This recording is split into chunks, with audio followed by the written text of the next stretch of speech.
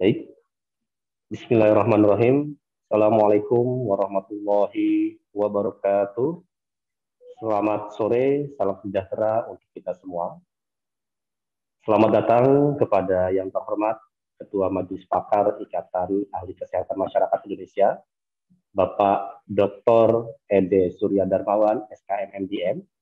Yang terhormat, yang kami hormati Ketua Umum Ikatan Ahli Kesehatan Masyarakat Indonesia, Bapak Dedi Supratman, SKM MKM, beserta jajaran pengurus IAKMI.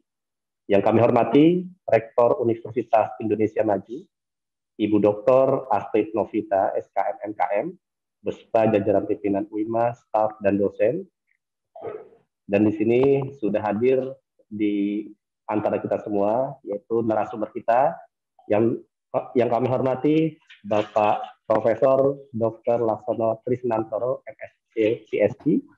Beliau selaku staf khusus Menteri Kesehatan RI dan juga dosen di Universitas Gadjah Mada. Selamat sore, Prof. Suara saya terdengar? Baik. Kemudian yang terhormat, ya, yang kami hormati sudah hadir juga di antara kita semua, yaitu narasumber selanjutnya, Bapak Profesor Dr. Yigi Wahyu Sulistiadi Mars. Beliau selaku Ketua Bidang Kajian Kebijakan di PP Ikatan Ahli Kesehatan Masyarakat Indonesia. Dan juga yang kami hormati Bapak Profesor Dr. Hafizur Rahman, SHMPH. Beliau selaku anggota Majelis Pakar IAKMI dan juga sebagai dosen UIMA. Dan kebetulan beliau nanti sebagai host pada sesi diskusi pada kali ini. Dan jangan lupa juga kami menyapa di sini seluruh peserta yang hadir pada saat ini, yang berada di tempat masing-masing tentunya, namun kita masih dalam satu kegiatan bersama pada saat ini. Mudah-mudahan kita selalu dalam keadaan sehat. Amin. Baik, pertama-tama adalah kita panjatkan puji syukur kita kepada Allah Subhanahu wa Ta'ala, Tuhan Yang Maha Esa, atas segala karunia dan nikmatnya yang telah diberikan kepada kita semua, sehingga kita bisa menghadiri kegiatan kita kali ini secara virtual. Kemudian perkenalkan, saya Ahmad Rizal, saya sebagai pembawa acara pada kegiatan kali ini. Baik, Bapak-Ibu sekalian, kami informasikan sebelumnya bahwa hari ini kita sedang melaksanakan kegiatan yang namanya Weekend Discussion, di mana di sini merupakan kegiatan pertama kami program dari Universitas Indonesia Maju, di mana pada kesempatan kali ini kami bekerja sama dengan Ikatan Ahli Kesehatan Masyarakat Indonesia, dan tentunya nanti akan ada seri-seri selanjutnya, yaitu Weekend Discussion selanjutnya. Nah, pada hari ini tentunya Bapak Ibu sekalian telah mengetahui ya tema yang akan kita diskusikan bersama pada sore hari ini, di mana nanti akan didiskusikan bersama 3 narasumber kita nanti, yaitu tentang bedah tematik mandatory spending hilang dari UU Kesehatan tahun 2023. Baik, Bapak Ibu dan hadirin yang berbahagia, sebelum kita mulai, izinkan saya untuk membacakan tata tertib dalam kegiatan webinar pada sore hari ini. Yang pertama adalah dimohon untuk ID peserta dalam webinar harus menggunakan nama asli dan asal daerah, bukan nama perangkat atau nama institusi. Kemudian yang kedua adalah peserta yang mendapatkan akses ke Zoom harus berpakaian sopan dan berperilaku sopan saat webinar dilaksanakan. Kemudian yang ketiga, peserta sangat wajib untuk mematikan suara atau mute selama proses webinar berlangsung. Yang keempat, semua peserta dapat mengajukan pertanyaan di room chat Zoom ya nanti apabila diberikan kesempatan, atau nanti untuk raise hand pada saat diberikan kesempatan oleh host yang nanti akan memimpin kegiatan diskusi. Nah, kemudian nanti pada saat bertanya, apabila bertanya di chat Zoom, mohon nanti ketik tanya, ya, dilanjutkan dengan menuliskan nama, asal instansi dan asal daerah, kemudian menuliskan pertanyaan secara ringkas. Yang kelima, sertifikat akan dibagikan bagi peserta yang mengikuti acara dari awal sampai akhir. Kemudian selanjutnya di akhir acara link daftar akan dibagikan. Nanti link tersebut akan aktif selama 1 hari. Kemudian peserta yang tidak mengisi Google Form pendaftaran sebelum acara dimulai dan atau tidak mengisi daftar hadir, maka tidak akan mendapatkan sertifikat. Berikut adalah tata tertib yang nanti yang diharapkan untuk dapat dilakukan oleh kita bersama. Baik, teman sekalian, mengawali acara kita pada hari ini, marilah kita sama-sama menyanyikan lagu Indonesia Raya. Untuk itu dimohon kepada seluruh hadirin yang berada di virtual Zoom, dimohon untuk bersikap tegak sempurna.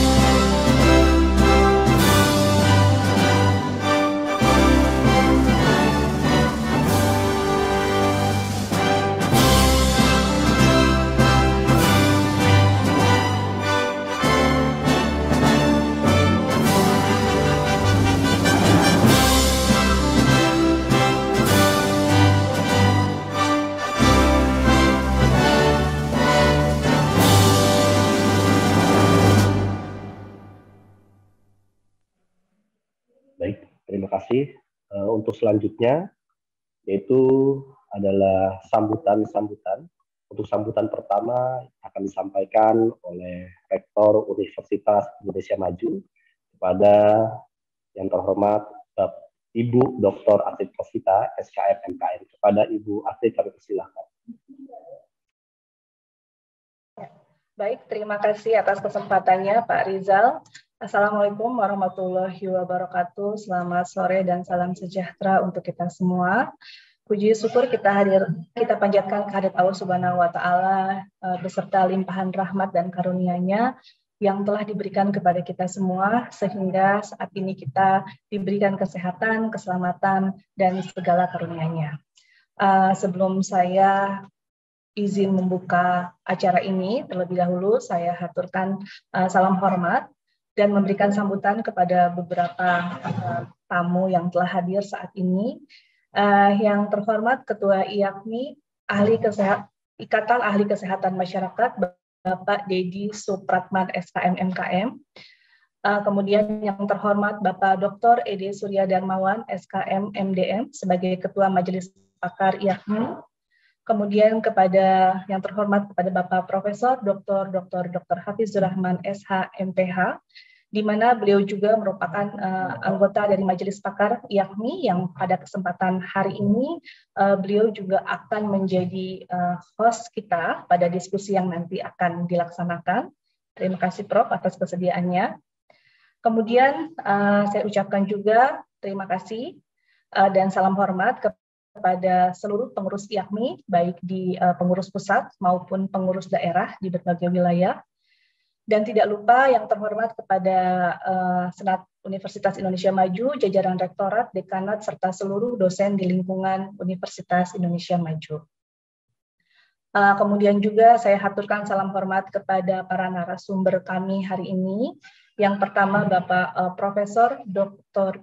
Laksono Triasnantoro, MSc PhD, di mana beliau merupakan staf khusus Menteri Kesehatan dan juga dosen dari Fakultas Kedokteran Universitas Gadjah Mada.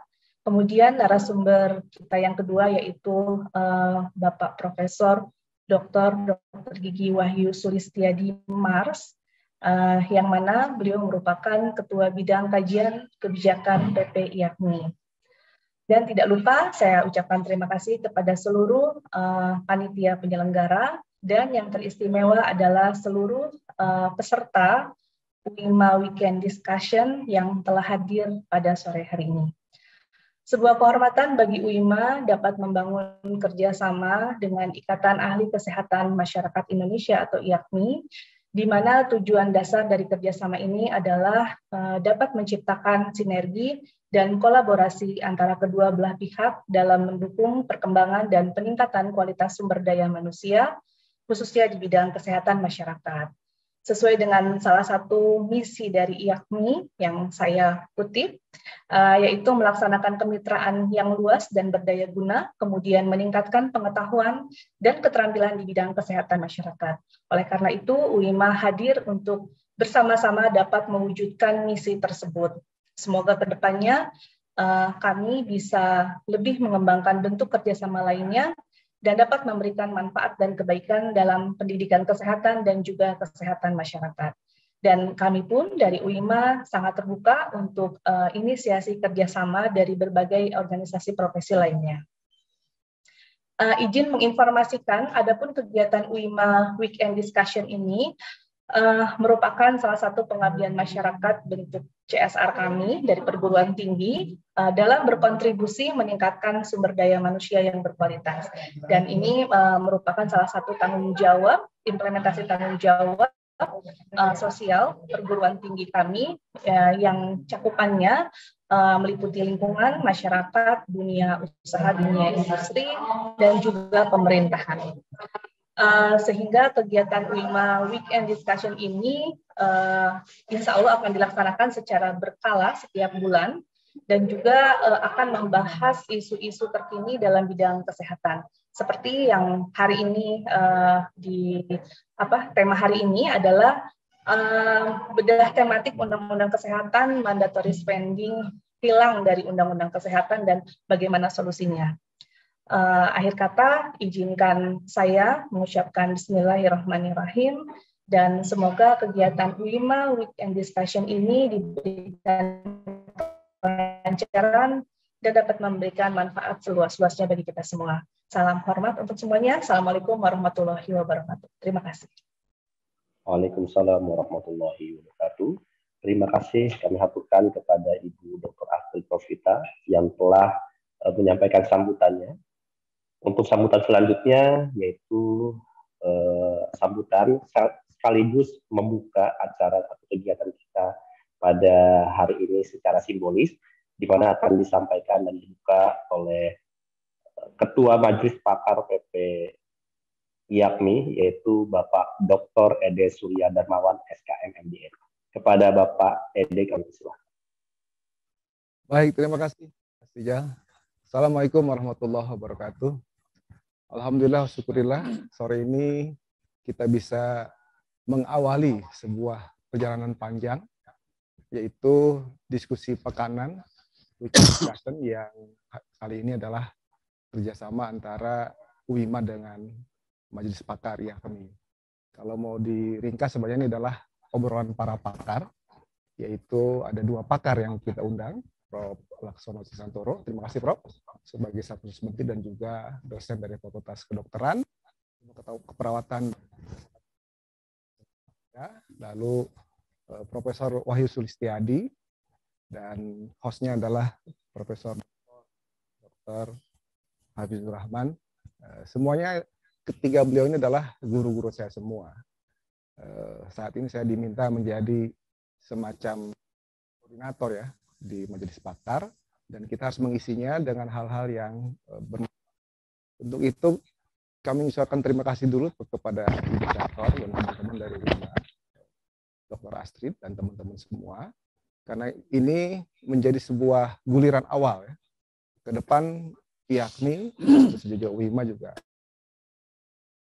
bekerja dengan siapapun, termasuk barangkali kalau di dunia kesehatan, pendidikan kesehatan, yang dulu mengawali webinar ini adalah Prof. Laksono ya.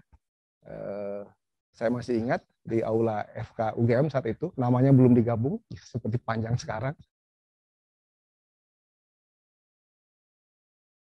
Studionya adalah aula FK UGM, langsung di studio. Nah, ke depan barangkali kita bisa melakukan kerjasama lebih banyak lagi, dan kita bisa mendiskusikan berbagai persoalan dengan ringan, santai, tapi ada hasil yang serius. Gitu. Jadi bukan untuk mencari pertentangan, karena masing-masing kita memang sudah beda. Prof. Laksono dari Jogja, saya baru saja dapat orang Jogja, kan gitu. Pak Wahyu dari Solo, Pak Hafiz dari Padang, tapi lebih banyak di Betawi gitu ya. Jadi itu semua adalah Indonesia kita. Bagaimana kita mendiskusikan Indonesia saat ini, Indonesia ke depan, itu adalah Indonesia kita semua. Dan IAKMI tentu saja adalah bagaimana selalu kita berpikir untuk memberi arti kepada negeri ini di dalam menyehatkan bangsa. Mandatory spending hilang dari undang-undang kesehatan. Tapi pertanyaannya adalah apa yang bisa kita lakukan supaya kesehatan itu jangan sampai kurang energi, kurang kalori, kan begitu ya. Untuk itulah barangkali kita mendiskusikan, ini tahap awal, dan selalu yang namanya tahap awal adalah sebuah perjalanan panjang. Kan itu Bapak Ibu, ke depan terusnya kita akan mengharapkan Majelis Pakar IAKMI yang anggotanya ada sekitar 48 orang itu, masing-masing bisa berkontribusi gitu ya. Kalau hari ini ada 2 orang, Prof. Laksono dan Prof. Hafizur Rahman, lalu ditanggap oleh PP-nya oleh Prof. Wahyu, ke depan barangkali kita juga sangat menginginkan bisa dilakukan dengan berbagai pakar yang ada di IAKMI, termasuk dengan kampus-kampus lain ya. Kalau Prof. Laksono kampus UGM, dan juga mungkin dengan Kementerian Kesehatan juga bukan tidak mungkin ya Prof. Laksono ya, karena IAKMI punya prinsip kan begini, kita mengenalkan begini nih, segitiga seperti ini, artinya apa? Ada aspek filosofi yang kita ingin bawa, tapi aspek praktis ya, dan juga aspek sumber daya yang harus kita diskusikan itu bersama-sama, barulah itu bisa berjalan.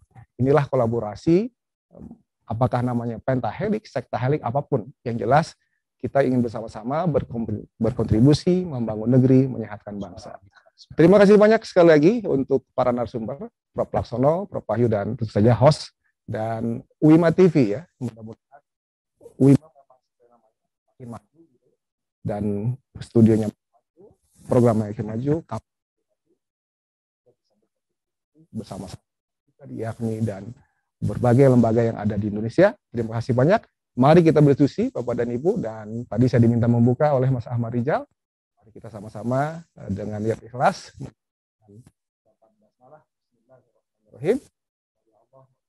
Supaya kita dan Assalamualaikum warahmatullahi wabarakatuh. Waalaikumsalam. Waalaikumsalam warahmatullahi wabarakatuh. Terima kasih pada Bapak Dr. Ede yang telah menyampaikan sambutannya dan juga telah membuka kegiatan kita pada sore hari ini secara simbolis. Baik, Bapak Ibu sekalian, menginjak akan selanjutnya, di mana kegiatan ini adalah kerjasama antara Universitas Indonesia Maju dan juga Pengurus Pusat Ikatan Ahli Kesehatan Masyarakat Indonesia. Untuk itu, acara berikutnya adalah penampilan dokumen kerjasama antara Universitas Indonesia Maju dan Pengurus Pusat Ikatan Ahli Kesehatan Masyarakat Indonesia. di mana masing-masing akan diwakili oleh pimpinan masing-masing. Untuk Universitas Indonesia Maju sudah hadir Ibu Dr. Astrid Novita, SKM MKM. Kemudian untuk dari IAPMI sudah hadir juga Bapak Dedi Supratman, SKM MKM. Kepada Bu Astrid dan Pak Dedi kami persilakan.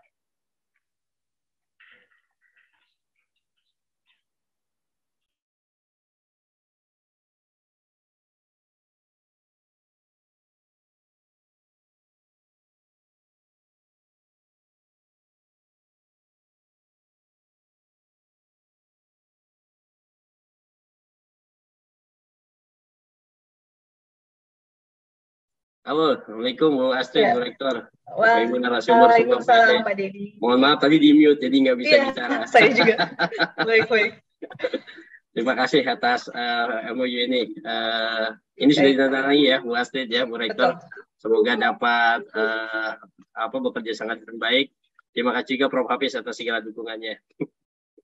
Baik, Bismillah ya Pak. Mudah-mudahan kerjasama ini bisa banyak memberikan manfaat untuk masyarakat ya. Untuk masyarakat dan bangsa kita tercinta. Iya. Terima kasih, Bu Rektor. Terima kasih, Pak Dedi. Baik, terima kasih Bu Astrid dan Pak Dedi. Berikut adalah dokumen kerjasama antara Universitas Indonesia Maju dan Pusat Ikatan Ahli Kesehatan Masyarakat Indonesia. Mudah-mudahan dengan kerjasama ini dapat memberikan manfaat untuk bangsa dan negara. Amin, amin, ya rabbal alamin. Baik, Bapak Ibu sekalian, tentunya kita sudah tidak sabar ya mendengarkan kegiatan pada sore hari ini, acara inti kita, di mana sudah tahu ya, Undang-Undang Omnibus Law Kesehatan telah disahkan pada tanggal 11 Juli tahun 2023. Tentunya hal ini berdampak pada kebijakan turunan di bawahnya. Salah satu adalah kebijakan mandatory spending di bidang kesehatan. Apa penggantinya dan bagaimana IAPMI dan pemerhati bersikap?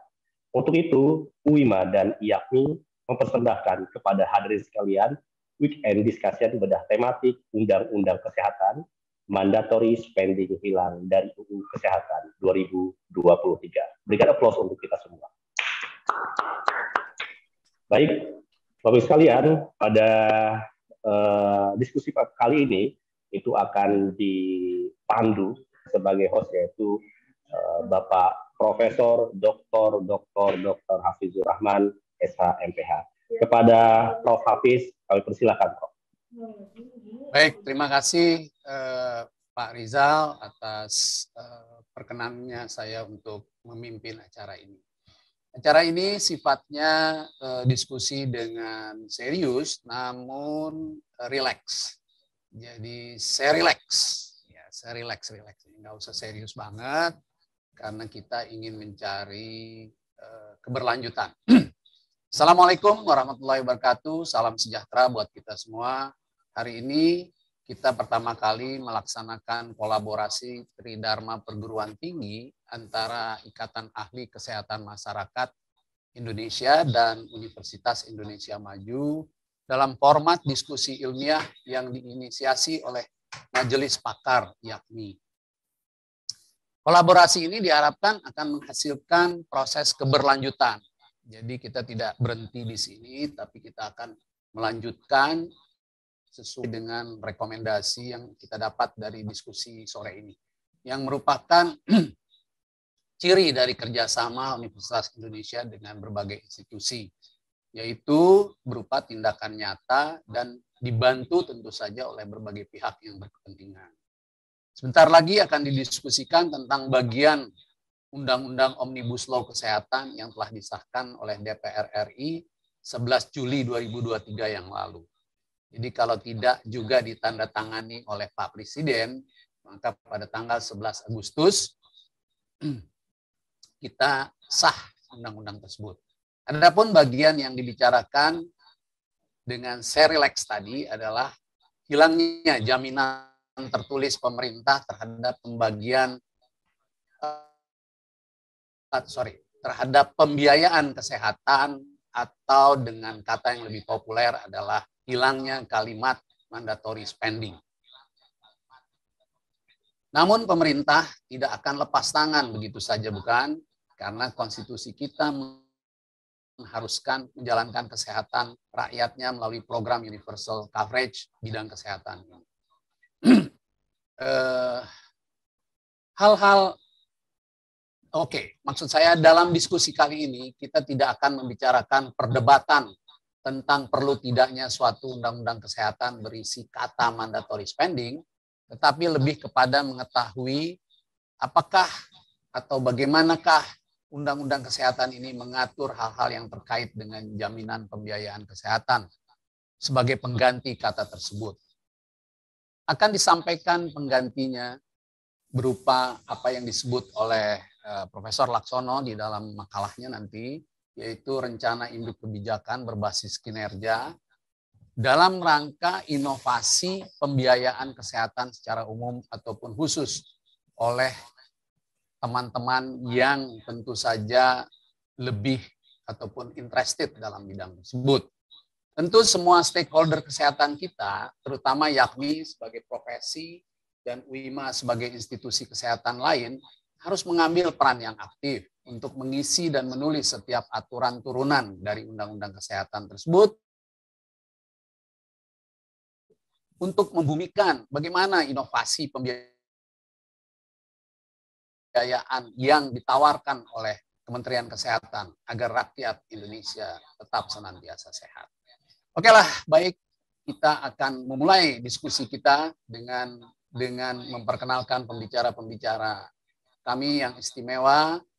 Yang pertama tentu saja saya perkenalkan, tadi sudah diperkenalkan, yaitu Profesor Wahyu. Dan yang kedua, Profesor Laksono, yang akan menyampaikan buah pikirnya untuk ditindaklanjuti oleh siapapun. Saya akan mengatur nanti diskusi, saya sudah minta ke panitia supaya diskusinya bisa disampaikan dengan kalimat, ya, tetapi juga tidak menutup kemungkinan untuk diskusi secara chatting. Namun tentu kedua pembicara tidak mungkin menjawab seluruh pertanyaan dalam waktu yang singkat.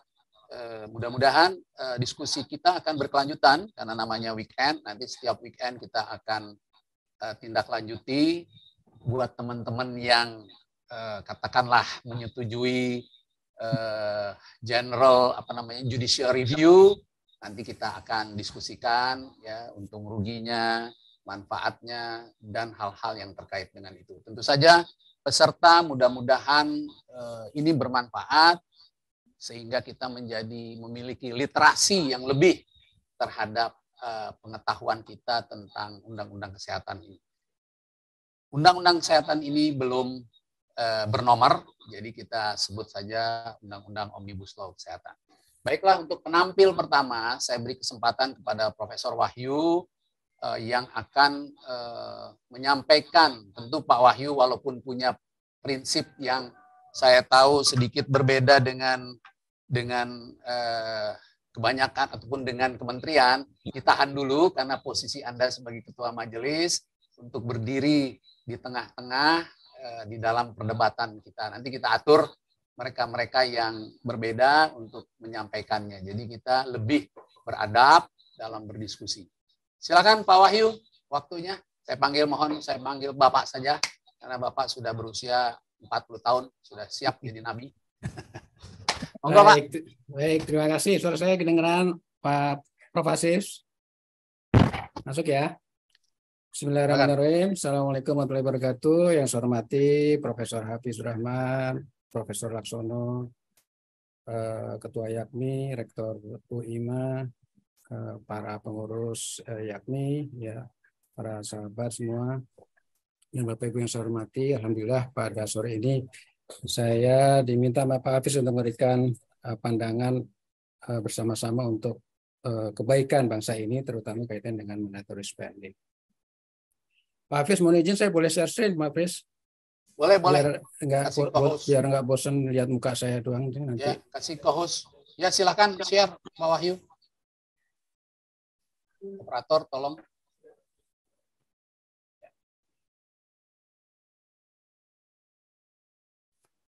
Ya, terima kasih. Baik, terima kasih. Saya ingin menyampaikan beberapa pemikiran yang mungkin nanti sebagai bahan pemikiran kita semua bersama-sama diskusikan bagaimana selanjutnya setelah mandatory spending dihapus ya. Kita gambarkan sini juga ada buku anggaran kesehatan, situ ada belanja wajibnya dihapus ya. Jadi bagaimana dengan kondisi sekarang ini, di situ diselipkan juga ada kartu BPJS ya di dalam buku itu sendiri. Nah, saya sedikit menjelaskan tentang biar Bapak Ibu yang hadir juga memahami apa yang dimaksud dengan mandatory. Itu merupakan suatu mandat, amanah ya, dan suatu kewajiban di mana orang atau pemerintah dapat saja mendapatkan amanah ini selaku pemangku amanat, bahkan juga selaku mandataris ya. Jadi ini adalah suatu kewajiban yang biasanya ada ditetapkan kalau pemerintah ya kaitan di undang-undang. Nah, bersifatnya biasa perintah, penugasan, dan sifatnya adalah wajib. Nah, ini yang menarik di sini, Bapak Ibu, dengan dihapuskannya mandatory spending, itu juga merupakan dari pihak-pihak yang merasa keberatan dengan RUU ini, merasa itu adalah salah satu peluang, indikasi yang kuat untuk melakukan judicial review. Ya, ini jadi memang topik menarik karena kaitan dengan anggaran, apalagi pembiayaan, apalagi juga berkaitan dengan kewajiban, itu juga sangat menarik. Saya sedikit flashback, kita pernah mengalami dan sekarang juga masih berlaku ya, kalau nanti sudah berlaku ini dilakukan maka ini akan ditarik ya, tentang Undang-Undang Kesehatan 36 tahun 2009. Ini berkaitan dengan bab 15 yaitu pembiayaan kesehatan. Dan sini kita lihat bahwa besar anggaran kesehatan pemerintah dialokasikan minimal sebesar 5% dari APBN negara di luar gaji. Nah, pasal berikutnya untuk pemerintah daerah besarannya minimal dialokasikan 10% dari anggaran pendapatan dan belanja di luar gaji ya. Nah, ini juga menarik juga di ayat berikutnya sudah dijelaskan prioritaskan pada ayat 1 dan 2 untuk kepentingan pelayanan publik yang besarannya sekurang-kurangnya 2/3 dari anggaran kesehatan dalam negara, dalam APBN dan APBD, yaitu untuk 2/3 yang paling enggak untuk pelayanan publik. Pada pasal 172 itu ayat 1-nya berisikan tentang alokasi, ya, alokasi pembiayaan sebagaimana dimaksud pasal 171 ayat 3 ditujukan untuk pelayanan kesehatan di bidang pelayanan publik, terutama untuk penduduk miskin, kelompok lansia, dan anak terlantar. Nah, kemudian yang berikutnya ketentuan lebih lanjut mengenai tata cara alokasi pembiayaan kesehatan sebagaimana dimaksud ayat 1 diatur dalam peraturan pemerintah. Nah, ini anggaran sudah ada di sini dengan mandatory spending yang dilakukan pada Undang-Undang Nomor 36 Tahun 2009. Kemudian kita lihat yang ini, saya mudah-mudahan nggak salah ngutip ya di undang-undang beredar di saya sampai sini, mudah-mudahan ini yang terakhir karena banyak juga edisi-edisinya, saya kadang-kadang aku khawatir salah dalam mengutip ya, karena juga belum tahu mana yang pastinya, tapi saya mudah-mudahan dapatkan dari Yakmi ini yang terakhir ya. Dalam Undang-Undang OPL Kesehatan 2023 yang nomornya kita belum tahu ya, karena belum ditandatangani, itu berubah nih. Tadinya bab pembiayaan sekarang sudah jadi pendanaan. Nah, ini merupakan transformasi atau apa? Jadi istilahnya yang kita menarik juga bahwa yang dulunya disebut sebagai pembiayaan sekarang adalah pendanaan. Jadi dimulai pasal 401 sebetulnya, ada 402, 3-nya sudah ada juga, yaitu ayat 1, pemerintah pusat dan pemerintah daerah bertanggung jawab menyediakan dana yang dimanfaatkan untuk seluruh kegiatan, mulai dari upaya kesehatan, penanggulangan bencana, dan seterusnya. Ya, kemudian yang kedua adalah pendanaan seluruh kegiatan sebagai dimaksud ayat 1 dapat bersumber dari sumber lain sesuai dengan perundang-undangan yang ada. Nah, ini adalah peluang nih ya. Nanti saya akan jelaskan di sini ada peluang saya merahkan nanti arahnya ke mandatori juga tapi urusannya. Tapi yang digariskan di sini adalah adanya pergeseran dari kata pembiayaan dengan pendanaan. Itu yang menarik di sini, perubahan yang terjadi ya pada babnya itu sendiri. Kemudian pada pasal 409 itu juga ini mirip dengan yang ada di Undang-Undang Kesehatan sebelumnya. Yaitu di sini ada pemerintah pusat memprioritaskan anggaran, daerah, provinsi ya juga memprioritaskan anggaran kesehatan untuk program kesehatan, program dan kegiatan. Yang berikutnya saya garis merah ini saya pentingkan kenapa kaitannya nanti dengan adanya mandatori yang dirubah ya mengarah kemana. Ada ketiganya juga dikaitkan dengan pemerintah pusat mengalokasikan anggaran kesehatan dari anggaran pendapatan dan negara sesuai dengan kebutuhan program nasional yang dituangkan dengan rencana induk bidang kesehatan dengan memperhatikan penganggaran berbasis kinerja. Sebetulnya ini juga sudah pernah dilakukan di zaman-zaman sebelum kita sekarang ini, cuma sekarang istilahnya aja berubah, dengan strategi juga berubah. Ya. Dan juga penganggarannya berbasis kinerja. Nah, kemudian berikutnya pemerintah mengalokasikan anggaran tersebut di ujungnya diakhirkan dengan kata memperhatikan penganggaran berbasis kinerja. Nah, ini juga dari hal ini kita juga menarik ya, Bapak Ibu, harus ada yang berkaitan dengan kinerja. Ya, jadi kita sudah mulai bergeser, mulai move on dari yang sudah ada ini spending menjadi performance ya. Kemudian memperhatikan ayat 5 permasalahan kesehatan berdasarkan beban penyakit atau epidemiologi. Nah, artinya hal ini berupa ada justifikasi perlunya mandatory performance di peraturan pemerintah berikutnya. Nah, mandatory spending sendiri Bapak Ibu itu merupakan kewajiban negara dalam membelanjakan atau mengeluarkan sejumlah anggaran, sejumlah dana yang diatur oleh undang-undang. Di sini terlihat bahwa mandatory spending itu merupakan wujud daripada kedaulatan pembiayaan kesehatan yang harapannya akan mendapatkan ketahanan kesehatan. Nah, tujuannya adalah untuk mengurangi masalah ketimpangan sosial serta ekonomi daerah karena diwajibkan di situ. Pemerintah setiap tahun juga akan mau nggak mau menganggarkan sejumlah belanja yang wajib dan dialokasikan dengan persentase tertentu yang minimal tadi. Ya. Dan ini juga terakhir adalah merupakan bentuk komitmen pemerintah dalam menjalankan perintah undang-undang.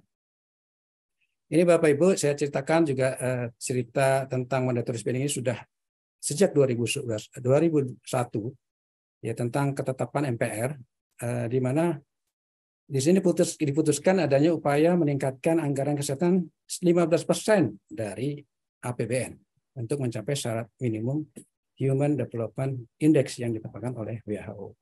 Kemudian tadi juga saya jelaskan di pasal 171 nomor 36 tahun 2009 tentang kesehatan juga sudah ada yang mewajibkan. Nah, kemudian di selain itu juga di daerah juga ada kewajibannya. Dan dengan demikian kewajiban negara dalam pembiayaan kesehatan di sini adalah kewajiban negara dalam pembiayaan kesehatan sudah dimulai sejak 2021. Nah, artinya Bapak Ibu, mandatory spending kesehatan itu memang wujud tanggung jawab leadership dari pemerintah. Ya. Dengan demikian sebagai pertanggungjawabannya adalah membuat suatu mandatory spending kesehatan. Kemudian yang kedua adalah kejelasan dan kepastian tertuang dalam hukum. Jadi satu kepastian dan kejelasan itulah yang sudah menjadi landasan untuk bergeraknya ke arah mana. Ya, kemudian dijabarkan dengan Renstra, dengan FPCP K bidang kesehatan ya waktu itu ya. Kemudian rencana tahunan dan sebagainya sudah dibuat semua.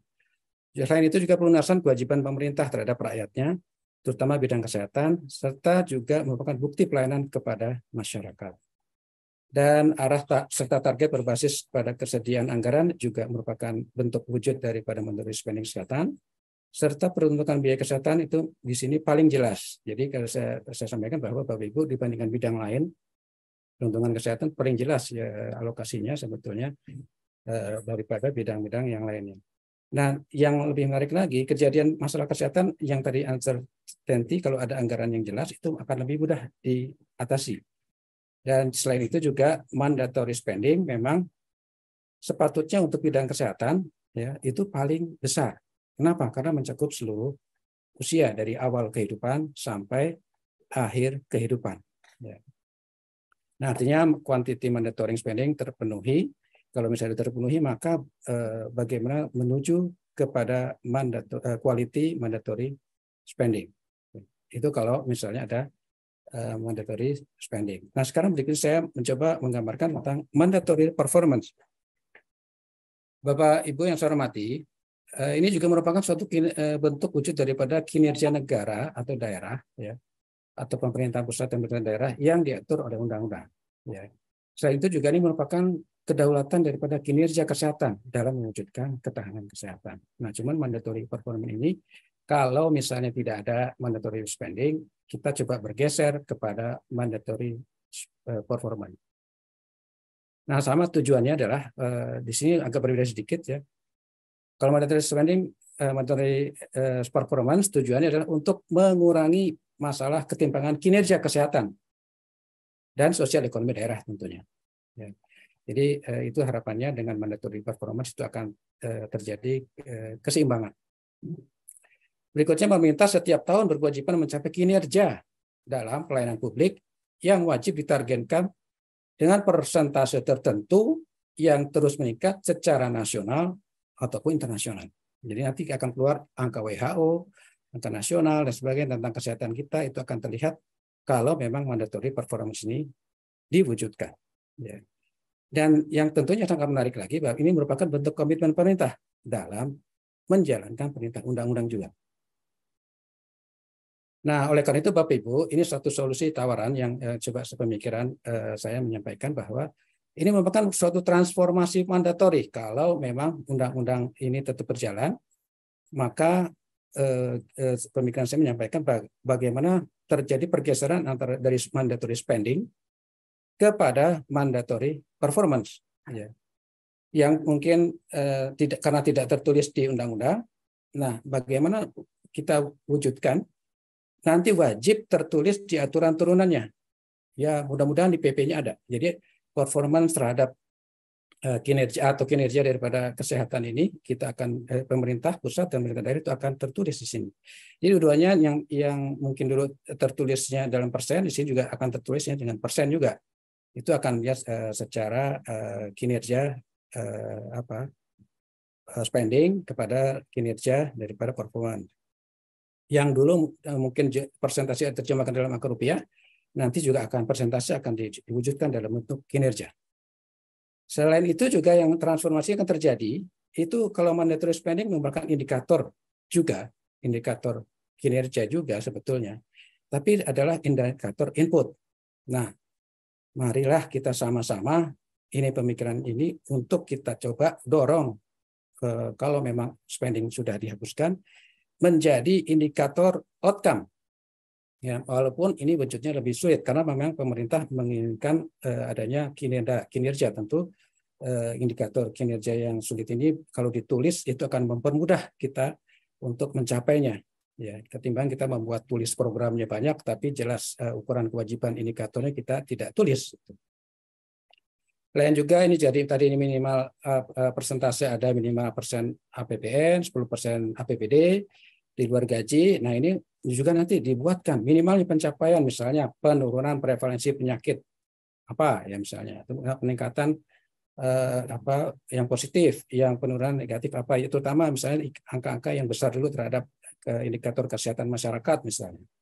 Itu kita bisa sepakati ya kira-kira yang menjadi indikator negara terhadap kesehatan itu apa dalam outcome-nya. Itu kita harus capai jika memang indikator mandatory spending ini sudah tidak ada, maka kita transformasi kepada minimal pencapaian adanya indikator performance dari kesehatan suatu negara ataupun pemerintah daerah. Yang dulunya mungkin satu indikator pembiayaan yang terlihat karena dalam undang-undang, ini bisa jadi kita turun dalam banyak indikator kinerja. Ya, tergantung daerahnya juga. Ya, karena ini adalah masing daerah mungkin ada hal yang berbeda. Dan itu kinerja yang akan dicapai oleh kesehatan. Ya. Nah ini biasanya spending itu biasanya melakukan suatu program dilaksanakan, yang penting terlaksana. Nah berikutnya akan bergeser, program harus mencapai indikator kinerja karena ditulis. Ya kalau maka dikejar indikator tersebut harus dicapai sampai kapan.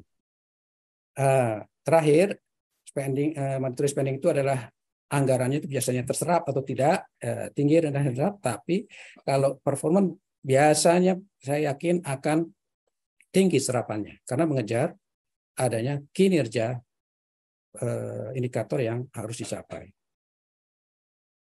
Nah, Bapak Ibu yang saya hormati, berikutnya adalah ini yang ada di dalam undang-undang ya, dua undang-undang sebelumnya dan sekarang ya, misalnya ini saya membandingkan, satu ada mandatory ya, sebelum yang kalau yang sekarang memang tidak di undang-undang kita ini UBL itu belum mandatory, tidak ada yang katakan mandatory, tidak ada lagi ya. Seperti sini adalah yang ada misalnya pasal 402 ayat 1, pemerintah pusat melakukan pemantauan pendanaan kesehatan secara nasional dan regional untuk mencapai tercapainya tujuan pendanaan. Kemudian berikutnya juga pemerintah pusat mengembangkan sistem informasi pendanaan. Nah, artinya di sini di undang-undang kita belum kuat kalau misalnya UBL itu hanya tadinya dari mandatori sekarang turun menjadi fungsi manajemen yang terjadi ya. Oleh karena itu nanti saya memberikan usulan kita jangan turun dari mandatori kepada fungsi manajemen, tapi juga mandatori, tapi mandatori yang naik kelas. Itu yang kita usulkan. Nah, ini jadi Bapak Ibu dari kelompok yang pro dan kontra itu juga nanti kita lihat perkembangannya. Bisa jadi ada yang mengusulkan judicial review dengan cara mengembalikan adanya mandatory spending. Ya, jadi dengan cara apa? Dengan cara judicial review. Kemudian ada juga yang lebih advance lagi, mungkin bisa jadi mengusulkan judicial review juga, itu kembali di undang-undang itu ada mandatory spending tapi ditambah ayatnya misalnya dengan performance, mandatory performance, itu akan hebat, akan advance ya undang-undang yang sampai kalau mengembalikan judicial review-nya tidak hanya judicial review kepada mandatory spending, tetapi juga menambahkan mandatory spending plus mandatory performance, itu model kedua ya.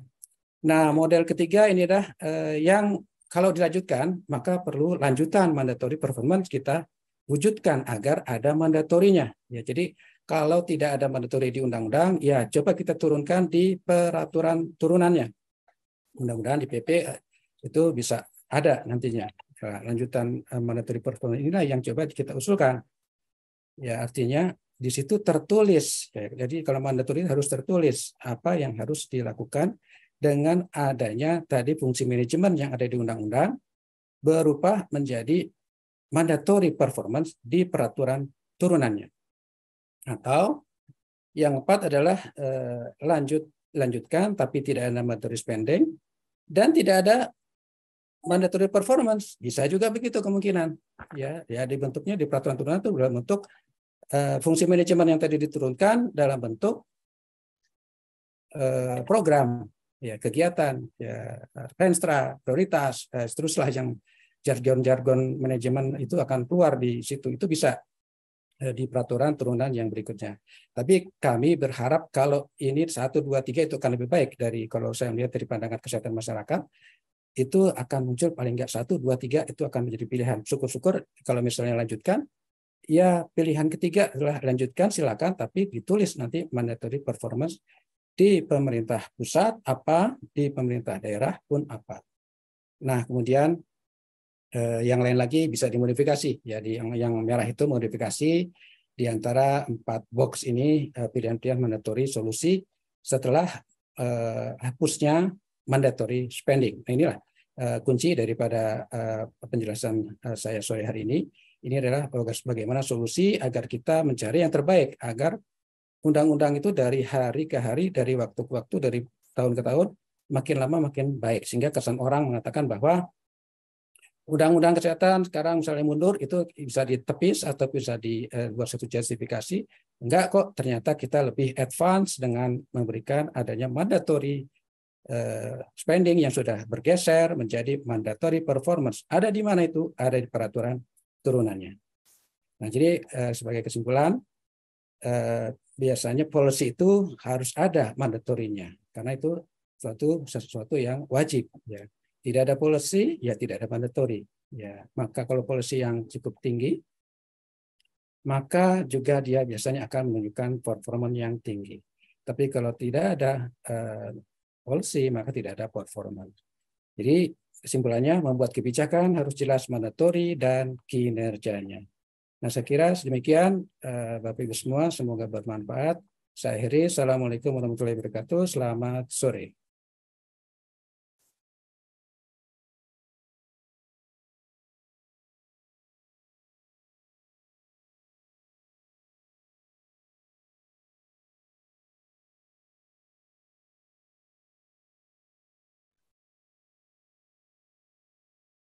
Nanti terlepas dari ide ini bisa dilanjutkan ataupun stuck karena sudah hukum itu adalah yang tertulis yang mesti kita lanjutkan. Nah, tanpa ingin melakukan perdebatan di antara sesama presentan, maka saya mengusulkan untuk membicarakan konsep masing-masing tergantung dari sisi penglihatannya. Nanti dalam diskusi kita akan kita akan coba menjabarkan. Nah, untuk pembicara yang kedua, buat teman-teman silahkan saya perkenalkan the one and only Profesor Laksono. Silakan, Prof. Monggo, time is yours. Ya, makasih. Prof. Hafiz, bisa didengar suara saya? Ya, jelas. Ya, Assalamualaikum warahmatullahi wabarakatuh. Selamat sore dan salam sejahtera untuk kita semua. Om Swastiastu. Terima kasih Ibu Rektor yang telah mengundang kami untuk diskusi dengan Pak Wahyu dan teman-teman di YAKMI, Pak Dedi, Pak Ede, dan semua yang ada di YAKMI, dan Pak Hafiz, teman lama ini ya. Kita ketemu lagi nih setelah tahun-tahun COVID tidak pernah ketemu. Ya, dan juga para hadirin sekalian ya. Ini di weekend kita diskusi sersan, serius tapi santai ya. Nah, saya akan mencoba untuk membahas apa yang tadi Pak Wahyu, dan katanya memang Pak Wahyu dan saya nggak banyak beda, Pak Wahyu sudah memberi jalan ke saya untuk tadi ya poin ketiga ya. Ada 1, 2, 3, 4 ya Pak Wahyu ya. Nah, ini mungkin saya banyak fokus di ketiga. Oke, bisa share nggak Pak Hafiz, share screen? Oke. Share screen. Ya, silakan. Sudah kelihatan? Ya, oke. Ya, jadi ini memang, oh ya, waktunya berapa menit, Pak? Sabtu Pak Laksono, asal jangan sampai maghrib aja. Kita kan santai. Santai. Oke. Ya, jadi ini memang mandatory spending tadi Pak Wahyu katakan ya. Saya sepakat ada mandatory spending, harus ada kesehatan, harus ada spending untuk kesehatan, kalau enggak ya aneh sebagai negara ya. Tapi yang jadi isu kunci itu angka ya, angka 5% dari APBN dan APBD 10%. Nah, ini yang menariknya. Nah, di sini topik saya memang bagaimana untuk mengatasi tadi yang dikhawatirkan Pak Wahyu ya, supaya negara kita tetap atau daerah kita tetap mengutamakan kesehatan. Nah, ini di dalam undang-undang kesehatan yang baru ini ada klausul yang rencana induk kesehatan tadi yang Pak Wahyu sudah katakan ya di pasal 409 sebagai alat strategis untuk peningkatan anggaran kesehatan berbasis kinerja. Nah, paper ini saya tulis bersama teman saya Pak Fauzi Kurniawan, seorang ekonom ahli ekonomi daerah, kesehatan daerah, dan Bu Sita Dewi, ahli kebijakan publik ya. Mereka diteliti di pusat kebijakan dan manajemen kesehatan, dan saya di departemen, dan memang sekarang sampai tahun depan saya separuh kaki atau saya 3 kaki di Kemenkes ya, Pak Hafiz ya. Ya. Oke, saya lupa nulis di Kemenkes nih ya. Oke. Nah, ada 5 hal ya yang nanti kita akan coba lihat ya. Pertama mengenai mandatory spending dari APBN dan APBD ya. Nah, ini bukan mandatory spending secara umum ya, tapi ini dari APBN dan APBD. Kemudian yang kedua, pengalaman Indonesia. Nah, ini kita lihat dalam konteks nomor 1 tadi, itu nanti kita tinjauan historis dan referensinya ya. Kemudian yang ketiga, ini kita lihat ke depannya nih, bagaimana situasi ekonomi kita ya, dalam model yang kita bisa lihat dalam konteks pajak ya, pajak dan GDP ya. Karena ini menyangkut mengenai spending oleh negara itu tentunya tergantung pada berapa sih pajak atau pendapatan negara selain pajak ya. Kalau kita negara yang pajaknya rendah ya, jangan coba-coba seperti di Swiss ya, yang pajaknya tinggi. Ya. Nah, ini perlu kita cermati betul ya. Dan yang keempat, kita melihat RIK nih, rencana induk, saya sering salah kampus enggak, rencana induk kesehatan ya. Ya, ini dulu saya sering nyebut sebelum COVID itu usulan juga pernah ke Kemenkes, beberapa tahun saya mengusulkan master plan kesehatan, sama rencana induk dan master plan ya. Dan yang terakhir penutup. Nah, ini untuk YAKMI Pak Hafiz ya. Jadi tadi Pak Edi juga pesan Pak Didi bagaimana keberlanjutan dari kegiatan ini ya. Dan Dan kalau nanti masuk ke tadi poin ketiga ya Pak Wahyu ya, bukan poin ke-1 ya. Kalau ke MK, saya nggak ahli di MK ya, itu ahli-ahli hukum ya yang akan banyak berperan. Tapi kalau kita masuk poin atau opsi ketiga tadi Pak Wahyu, wow ini banyak sekali kegiatan yang bisa dikerjakan oleh IAKMI dan 500 kabupaten kota itu butuh semua, 38 provinsi butuh semua. Dan juga ada ribuan rumah sakit daerah yang juga atau pemerintah vertikal dan swasta yang butuh juga. Jadi luar biasa pembukaan apa yang kita sebut sebagai frontier ya atau apa ya peluang baru untuk kita tuh berguna bagi bangsa dan negara. Oke, saya akan masuk lagi ke satu mengenai ini spending dulu ya. Jadi memang kalau kita lihat ini yang Pak Hafiz nggak setuju di mitos ya, tapi saya sebut mitos juga ya. Ada satu keyakinan atau ide yang dianut secara luas, tapi sebenarnya salah ya. Ini yang terkait persen tadi ya. Ya ini mengapa ya? Kalau kita lihat, memang ini referensi itu bisa menjadi satu apa ya debat ya.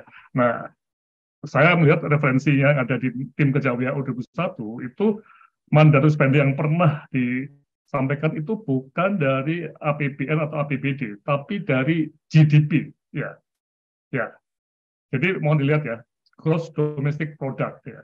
Artinya kalau Indonesia itu 16.000 triliun GDP kita 2019 ya, kita menurut beliau harus spending sekitar 800 triliun ya. Kalau 5% dari APBN itu dari APBN 2,1 triliun, ya, itu hanya 105 triliun. Jadi beda sekali. 800 triliun dengan 105 triliun. Ya, nah ini brief historinya ya. Ini yang seperti itu ya. Tapi ini menarik. Di tahun-tahun itu juga ada suatu deklarasi dari di Abuja ya, tapi ini oleh negara-negara Afrika yang miskin ya, dan ini bukan untuk standar global, mereka minta 15% dalam rangka untuk menekan supaya negara-negara kaya itu memberikan bantuan ke negara-negara miskin ya.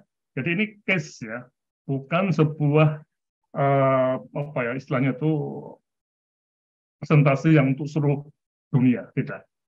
Nah, kemudian menarik nih, ada buku WHO juga nih di tahun 2016. Ya.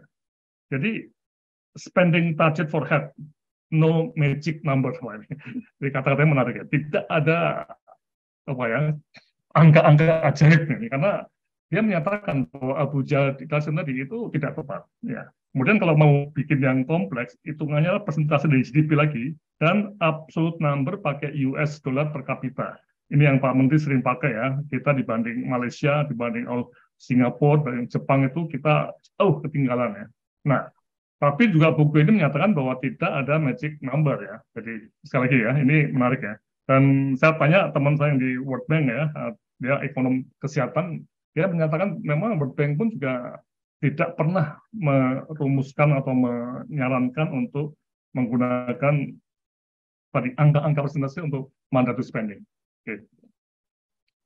Oke, jadi kesimpulan saya ya, ini bisa diperdebatkan tapi nggak apa-apa lah. Itu tidak mempunyai dasar ilmiah yang jelas ya, 5% tadi. Dan sekarang pentingnya ya, ketika 2009 dijalankan, itu bagaimana pelaksanaannya. Nah, ini yang perlu kita lihat ya. Ya, ini kami mengamati ya, pengalaman Indonesia itu untuk 5% APBN. Nah, ini sejak 2009 undang-undang tadi ya, tapi ini risikonya memang tidak efektif untuk misi dan tidak efisien. Nah, apa yang terjadi? Hasil pengamatannya itu menunjukkan, nah, Kemenkes sendiri ternyata meningkat angkanya, tapi naik untuk BPJS, untuk Sekjen terutama, dan dipakai untuk di Jawa. Yang Ditjen-Ditjen lainnya relatif sama ya. Oke. Nah, kemudian yang kalau kita masuk ke spendingnya BPJS, nah ini, sebagian dana yang harusnya untuk orang miskin ya, PBI, APBN, itu terpakai untuk menutup defisit di segmen PPPU, yang relatif menengah ke atas. Jadi, contohnya di 6 tahun pertama, itu sisa PBI, APBN itu sekitar 35 triliun, itu dalam waktu 6 tahun ya, itu terpakai habis untuk segmen PPPU. Nah, ini kita bisa lihat ya. Jadi setelah adanya tadi mandatory spending tadi memang betul meningkat tinggi, tapi yang hitam ini ya ini yang surplus ya. Itu adalah PPI APBN ya, itu sisa. Dan di tahun 2020 masa COVID itu sisa besar banget karena juga ada kenaikan tarif PPI APBN, dan orang-orang yang kena COVID itu bukan dibayar oleh BPJS tapi dibayar oleh kantong Kemenkes yang lain ya, bukan dari PPI APBN ya, yang kena COVID. Nah, ini yang merah ini adalah PBTU yang setiap tahun itu secara steady itu naik terus defisitnya ya. Ya. Nah, kemudian turun selama COVID, nah, tapi sudah mulai naik lagi di tahun 2022. Kita belum punya data 2023 ya, dan mungkin ini bisa naik terus nih.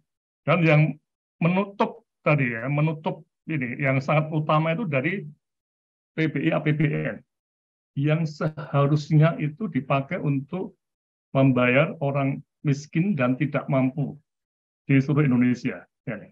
Nah, ini yang kita sering luput ya dari pengamatan mengenai financing kita. Jadi tadi Pak Wahyu juga menyatakan bahwa mandatory spending itu untuk keperluan equity untuk masyarakat miskin dan tidak mampu ya. Tapi yang terjadi ini PPI APBN dari APBN yang lemah itu masuknya ke situ. Oke. Dan ini terjadi terkait dengan apa yang kita sebut sebagai ketidakadilan geografis ya. Dan ini data laju kenaikan klaim BPJS per regional per tahun. Ini regional 1, Jawa, ini regional 5, Maluku, Papua, dan sebagainya yang jauh ya. Coba kita lihat di sini ya. Kita lihat lajunya ya. Jawa naik tinggi sekali. Ya. Regional 2 naik tapi tidak terlalu securam steep seperti di Jawa, tapi yang di 5 ini pandai. Nah, ini juga menarik. Jadi equity geografis kita ini tidak berjalan dengan baik nih. Walaupun ada mandatory spending, padahal tujuannya adalah untuk tadi meningkatkan pemerataan, tapi tidak berjalan. Dan ini adalah hard data ya, yang bisa kita pakai untuk ini. Kemudian juga penyerapan rendah di anggaran Kemenkes di beberapa tempat ini kelihatan sekali menarik untuk kita lihat ya, terutama justru untuk pelayanan kesehatan masyarakat ya. Kalau untuk kuratif itu pasti habis bahkan kurang ya, tapi kalau untuk kesmas itu sisa ya. Okay. Nah, sehingga catatannya kalau kita lihat tadi ya, 5% dari APBN sekitar 2,1 triliun ya, 2,1 ribu triliun ya, itu sekitar 105 triliun ya. Jadi ini kurang ribu ya. Oh, sorry. Nah, sementara kalau kita menggunakan angka GDP ya, itu yang 16.000 ya.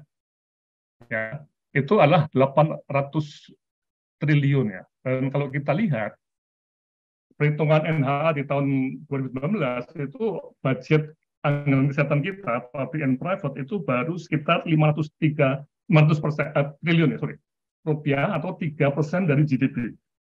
Jadi sangat rendah dan itu dari dulu sampai sekarang ya sekitar 3% tadi. Dan ini masih jauh kalau kita menggunakan 5% dari GDP. Jadi kita masih butuh 300 triliun ya. Tapi selama mandatory spending tadi, gap ini kita tidak pernah catat ya. Jadi, nah ini tolong dilihat ya bahwa 5% dari APBN dan 5% dari GDP itu bedanya jauh sekali. Ini. Oke. Nah, kemudian kalau kita lihat lagi APBD, nah ini juga demikian menarik. Ternyata perbedaan antara daerah tajam ya, karena kemampuan fiskal daerah berbeda-beda. DKI sangat tinggi ya, kemampuan fiskalnya, dan 10% di DKI dan 10% di NTT itu beda sekali. Ya. Nah, ini yang perlu kita lihat ya. Kemudian juga alokasi yang kaya-kaya justru lebih kecil. Ini juga nggak ada semacam penalti ya, atau punishment untuk yang rendah-rendah. Nah, kemudian juga untuk alokasi belanja APBD untuk PBI APBD ya. Nah, ini sama dengan PBI APBN ya. Untuk meningkatkan PBI APBD untuk BPJS yang miskin itu dipaksa untuk naik ya. Namun, nah ini ada namunnya, Vaskes dan SDM-nya tidak atau belum tersedia. Akibatnya dana yang masuk ke BPJS yang asal dari NTT atau dari Sulawesi Tenggara dan sebagainya itu kumpul di pusat, mungkin dipakai di daerah saya di DIY yang BPJS itu mengalami defisit ya nih.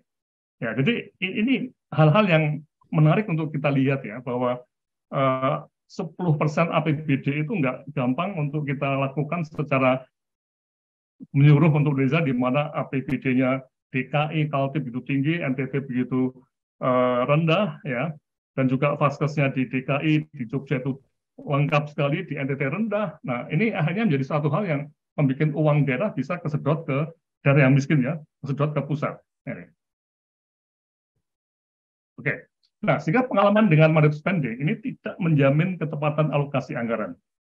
Lebih ke arah kuratif karena perencanaannya post kegiatannya. Jadi kegiatan BPJS itu kan yang paling mahal kan klaim, ya, itu dilakukan tanpa perencanaan ex ante, ya, sebelumnya. Tapi begitu klaim jadi bayar, ya, nih. Ya, nih. Kemudian tidak menjamin penataan dan tidak menjamin penyebaran baik dan tidak menjamin efisiensi. Dan ini artinya tidak menjamin kinerja anggaran. Nah, ini yang menarik dari apa yang kita alami selama 10 tahun, dan kalau kita lihat data indikator kesehatan pada tahun 2019, ini banyak yang masih merah, ya, dari ini. Jadi, walaupun sudah 10 tahun, ya, mandated spending, tapi ternyata status kesehatan juga masih tidak sebaik di Asia Tenggara. Oke. Nah, sekarang ini masa lalu, ya. Sekarang bagaimana ke depan? Nah, ini kita lihat dalam konteks ekonomi Indonesia, ya. Oke, jadi kalau kita cermati, ini grafik yang sekarang saya sering pakai ini di berbagai seminar, ya. Ini tadi GDP itu naik tinggi, ya, sampai sekarang itu mungkin sudah sampai apa nih? 17 sampai 17.000. Oh, sudah sampai nih. 2016 ribu, ya. Pada waktu COVID turun, kemudian naik lagi. Tapi mau dilihat ini pajak yang dikumpulkan itu rendah, ya. Jadi harusnya kan tidak ada gap, ya, tapi harusnya begini, ya, harapannya, ya. Ternyata seperti ini, ya. Karena Bu Sri Mulyani juga susah sekali ngumpulin pajak, ya. Nah, jadi rasio pajak kita itu turun terus malah. Nah, di Skandinavia itu sekitar 25-50%, kita sekitar 10%. Dan biasanya negara-negara itu ada magic number di sini, ya. Itu bisa lebih enteng untuk welfare state requirement, ya, apa kebutuhannya, ya. Itu kalau di atas 16%. Thailand itu tax ratio-nya 16%, ya. Kita baru 10% kurang, ya. Nah, sehingga pertanyaannya apakah kita akan bertumpu pada APBD dan APBD untuk pelayanan kesehatan? Nah, bagaimana peran masyarakat yang punya dana tapi tidak masuk ke pajak ini? Ini yang perlu kita cermati, ya. Oke, jadi kembali bahwa 3% di GDP, Cina itu 5,3% dan steady naiknya. Thailand 3,8%. Nah, sekarang pertanyaan bagaimana meningkatkan share kesehatan dalam GDP? Tentunya kita tidak mungkin bertumpu hanya dari pemerintah, juga dari masyarakat dengan struktur ekonomi seperti ini, ya. Jadi mohon dilihat bahwa kita itu bukan negara welfare di Skandinavia atau Swiss, ya, yang tax ratio-nya tinggi dan APBD-nya tinggi. Kita betul-betul negara yang tidak tinggi, dan negara kita negara kepulauan, beda dengan Thailand yang walaupun panjang, ya, tapi itu bukan kepulauan, akses mudah. Kita termasuk negara yang mahal ongkosnya, ya, untuk menjalankan welfare state tadi. Nah, sehingga kalau kita pakai angka yang 5%-nya Cina, ya, jadi kita mungkin perlu ada tambahan 2% dari GDP tadi. Ini sekitar 360 triliun, ya. Nah, coba kita bayangkan apakah mungkin didanai dari APBN kita yang 2.500 triliun, ya. Jadi tentunya perlu juga pendanaan dari masyarakat. Dan ini tentunya beda-beda, ya. Ada masyarakat yang kaya di DKI, ada yang kelompok masyarakat yang miskin-miskin di NTT dan sebagainya. Jadi kita melihat bahwa Indonesia itu tidak bisa hanya satu magic number tadi, 5% atau 10%. Ini beda-beda nih. Oke. Nah, disinilah dalam keterbatasan keuangan ini mohon betul, ya, teman-teman yakni bahwa kita itu bukan negara welfare yang seperti di Skandinavia, ya. Kita belum dikaruniai oleh Allah itu pendapatan negara yang besar, ya. Jadi kita punya keterbatasan keuangan. Nah, ini perlu perencanaan anggaran yang berbasis kinerja, tidak terbatas pada pokoknya dapat 5% atau 10%, yang tadi buktinya itu ternyata equity, ya, tidak tercapai. Oke. Sehingga terakhir di poin keempat ini, mari kita lihat perlunya rencana induk kesehatan, ya, dan nanti akan sampai pada penutup yang tentang yakni, ya. Jadi satu hal yang pasti, ya, menurut saya bilang pada semua pihak, ya, termasuk Persi, besok saya diundang kelompok Muhammadiyah juga untuk diskusi mengenai hal ini juga, ya. 3% dari GDP Indonesia terlalu kecil. Ya, ini perlu dinaikkan, ini pasti nih ya. Dan tadi perlu meratakan pendanaan pemerintah dan BPJS. Jadi BPJS itu jangan sampai saya itu bermimpi bahwa BPJS itu untuk orang kaya dan miskin ya. Di Thailand itu tegas mereka menyatakan UHC-nya Thailand itu ya menengah ke bawah, orang kaya suruh bayar sendiri atau share yang cukup banyak. Dan di Thailand ada semboyan proud to pay, bangga membayar untuk orang-orang kaya. Walaupun tax ratio-nya Thailand 16%, pemerintah Thailand sadar betul bahwa tidak mungkin mendanai semua urusan kesehatan dari pemerintah. Masyarakat yang kaya menengah itu harus dididik untuk ikut membayar. Dan ini perlu dikaitkan dengan kinerja. Nah inilah, mari kita lihat dengan perencanaan sektor kesehatan berbasis kinerja untuk 5 tahunan yang disusun sebagai rencana induk di level pusat dan daerah, ini kita bisa tadi mandatory spending yang dipatok 5% tadi itu nggak perlu 5%, tapi kita tetap punya spending dan kita berjuang betul untuk lebih malahan. Mungkin di daerah terpencil itu bisa lebih dari 10%. Ya. Kemudian pemerintah juga bisa mendorong uang-uang itu ke daerah terpencil tadi. Jadi ini bukan masalah apa istilahnya itu angka, tapi planning. Betul Pak Wahyu tadi, masalah perencanaan manajemen ini. Jadi kita beralih dari magic number ya ke arah perencanaan yang lebih baik. Nah, untuk itu Undang-Undang Kesehatan memang tadi pasal 49 itu sudah mencantumkan dari Pak Wahyu dan sudah merefer ya rencana induk bidang kesehatan di pusat dan juga rencana induk bidang kesehatan di daerah dengan memperhatikan pengenalan berbasis kinerja. Dan tadi yang Pak Wahyu katakan itu juga memperhitungkan beban penyakit dan epidemiologinya ya.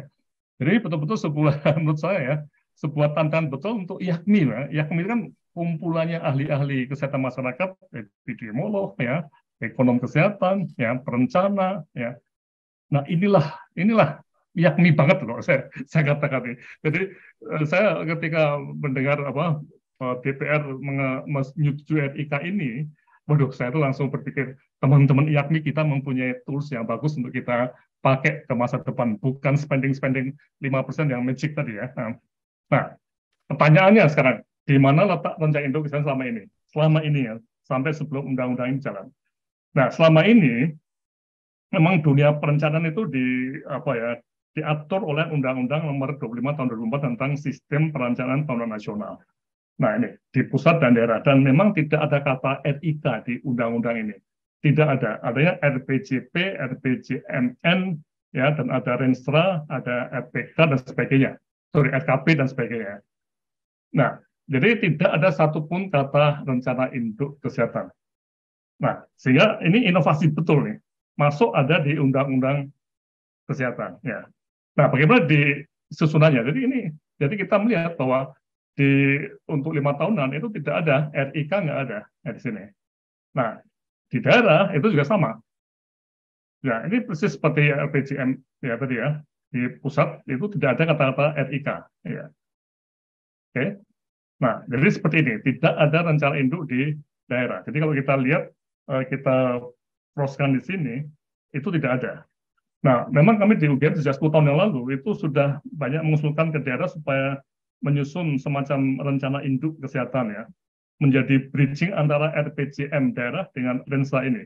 Karena dari ratusan yang kami lihat ya di dokumen RPJM daerah, itu urusan kesehatan itu hanya paling dari 300 halaman, itu paling 3 atau 4 halaman, kecil sekali. Nah, nih, kemudian masuk ke Renstra SKPD. Jadi kita tidak punya di antaranya ini. Oke. Nah, oleh karena itu, ini sekarang menarik nih. Saat ini sedang ada penyusunan peraturan pemerintah untuk turunan Undang-Undang Kesehatan, termasuk untuk rencana induk kesehatan. Betul-betul ini pertanyaan menarik ya, suatu inovasi yang membutuhkan keahlian teman-teman IAKMI. Ya. Oke, juga di daerah kalau kita lihat ya, ada kemungkinan ya RIK di daerah itu diletakkan di sini. Tadi sudah kami coba bertahun-tahun di beberapa kabupaten kota di Kalimantan juga ada, di Sleman juga pernah ya. Itu memang sangat dibutuhkan. Bagaimana 3 atau 4 lembar dari RPJM daerah mengenai kesehatan tadi itu bisa menjadi rencana induk kesehatan yang tadi mencakup pendanaan pemerintah dan swasta, mencakup BPJS, mencakup perilaku, rumah sakit swasta juga macam-macam. Jadi daerah itu punya semacam gambaran mengenai berapa siapa sih yang bergerak di kesehatan, berapa uang yang ada di kesehatan, walaupun indikatif ya, dan bagaimana trennya. Nah, ini akan menjadi jembatan untuk masuk ke Rensa SKPD dan juga diacu ke rumah sakit pemerintah, rumah sakit swasta, lembaga-lembaga pemerintah swasta, sampai BPJS, macam-macam. Nah, ini ada suatu tantangan manajerial. Saya sepakat dengan Pak Wahyu tadi ya, bahwa ini manajemen ini, masalah manajerial. Oke. Sehingga terakhir, ini penutup untuk YAKMI ya, Pak Hafiz ya, ini saya sebagai pakar YAKMI, Dewan Pakar ya, satu dari berapa, dari 34, 35 ya. Ini pergeseran ini nggak gampang nih, ke RIK nih. Jadi butuh kemampuan pemerintah pusat dan daerah. Tidak hanya input, tapi hasil tadi. Ya. Kemudian pencatatan dan kualitas data wajib meningkat. Dan juga harus hati-hati tidak jatuh ke dalam perangkap hanya mengukur hasil tanpa melihat prosesnya ya. Nah, kemudian secara teknis itu perencanaan juga diperbaiki dan juga pelaksanaannya termasuk bagaimana spending tadi bisa lancar, tidak ada korupsi, birokrasi, red tape gitu yang membuat lambat ya. Ini betul-betul harus diperbaiki juga, tidak mungkin dibiarkan. Kemudian juga nih perubahan mentalitas ya nih. Kalau magic spell number tadi ya, itu kayak orang kaya ya yang dapat jatah allowance segini, jadi tidak peduli apa yang dikerjakan, itu menjadi mentalitas pelaku berbasis kinerja. Nah ini menarik ya, dan tidak semua orang punya mentalitas ini, dan tidak semua orang bisa punya mentalitas seperti ini. Oke. Nah, siapa yang mendapat manfaat ini juga harus tegas. Siapa mandatory spending dalam model ini tentunya harus membawa hasil yang bermakna untuk para beneficiari masyarakat, terutama mereka yang miskin dulu. Nah ini.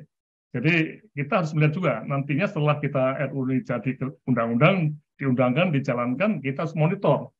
Benar nggak hilangnya mandatory spending yang 5% tadi itu akan membawa outcome atau malah sebaliknya, itu juga perlu kita lihat ya. Sehingga penutup kesempatan baik bagi IAMI teman-teman tadi untuk kelanjutan ini ya. Satu, ya saya sepakat dengan Pak Wahyu untuk yang poin ketiga Pak ya, membantu pemerintah merumuskan rencana induk kesehatan dalam aturan turunan undang-undang kesehatan. Ini pekerjaan yang nggak gampang betul ya, untuk membuat misi visinya Bupati itu menjadi kesehatan masuk di situ, kita bisa negosiasi dengan DPRD dan macam-macam ya. Ini penting sekali. Kemudian menyiapkan diri, nah ini teman-teman membantu pemerintah provinsi 38 dan pemerintah kabupaten kota lebih dari 400 untuk menyusun RIK sesuai undang-undang. Belum rensranya rumah sakit, rensranya BPJS dan sebagainya, itu juga harus disesuaikan dengan model seperti ini. Kemudian yang ketiga, nah ini, dengan ada ini, tadi saya ingat betul kata-kata kunci keberlanjutan dari diskusi weekend ini bukan NATO ya, bukan no action talking only ya, tapi bagaimana YAKMI bisa melatih anggota YAKMI cabang sebagai narasumber ya, ataupun pelatih kalau PP sudah jelas dan membutuhkan fasilitasi dari tenaga ahli untuk meningkatkan anggaran kesehatan di pusat dan daerah. Jadi kita akan menyediakan semacam cara berpikir dan strategi-strategi, termasuk juga bagaimana membuat tekanan supaya kesehatan itu naik di daerah-daerah ya, untuk teman-teman YAKMI Pak. Nah ini kesempatan baik bagi YAKMI untuk kita lakukan. Mohon betul supaya jangan sampai kita terjebak dalam debat politik yang akibatnya kita malah menjadi penonton belaka. Sekian dan terima kasih atas perhatiannya. Oke, terima kasih Pak.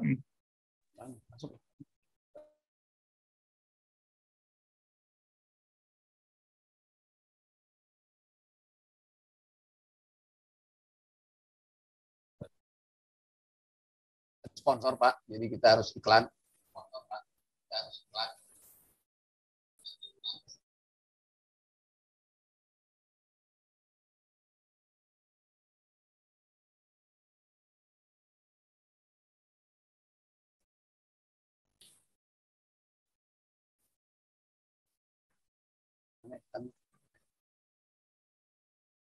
Iklan.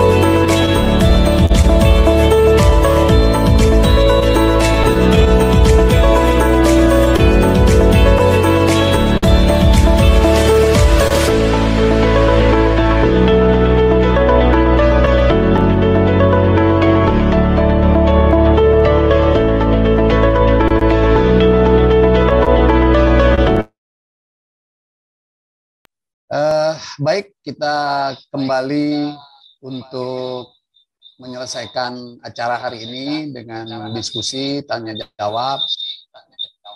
Saya akan coba pimpin, tapi sebelum itu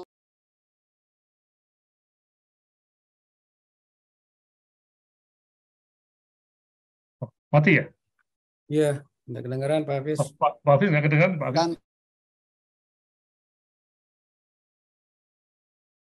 Nggak dengar. Belum.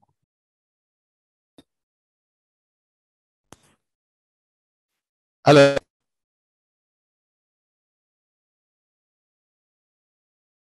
Ya, problem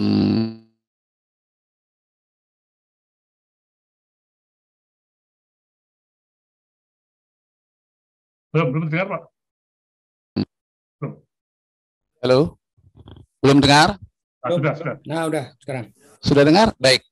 Saya akan coba menarik beberapa ide menarik dari kedua presentan ini. Yang pertama adalah tentang Pak Wahyu, mungkin bisa dicek kembali Pak Wahyu itu memakai undang-undang Omnibus Law yang mana itu?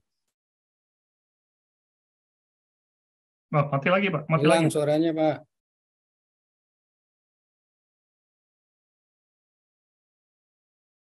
Halo, tes.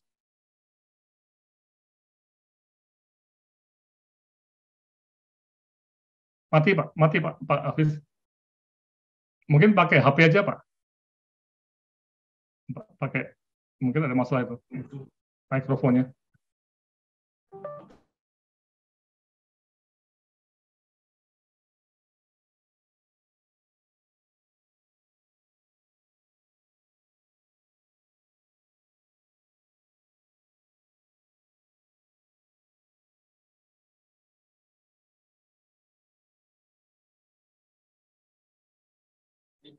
Ya, baik.